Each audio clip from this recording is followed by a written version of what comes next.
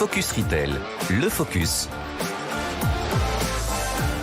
Et on retrouve Laure Barillon, consultante chez Altavia Native pour le Focus. On vient d'en parler, le bilan des fêtes de Noël qui est finalement plutôt contrasté cette année. Mais oui, Noémie, tout à fait. Alors en fait, on peut se dire que ces fêtes de fin d'année ont été marquées par une préparation en 3 temps.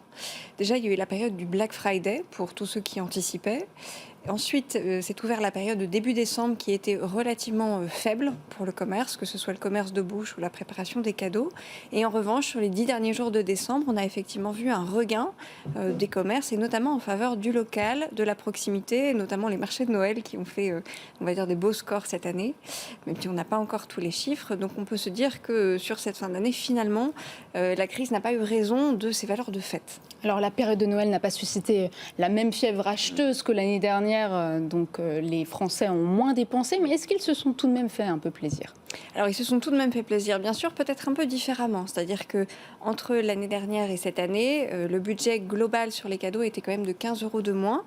On reste quand même sur un budget de 243 € à peu près pour environ 9 cadeaux pour 6 personnes au niveau du budget des Français, dans les prévisions qui étaient données en décembre.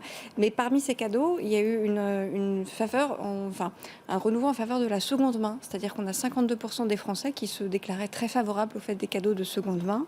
Et 43% d'entre eux le font pour des raisons économiques. Et il n'était que 29% à déclarer cette raison-là l'année dernière. Donc on voit que finalement, se faire plaisir, oui, mais finalement avec des motifs et des façons de faire un peu différentes. Et qu'est-ce qu'il en est pour les repas de fête ?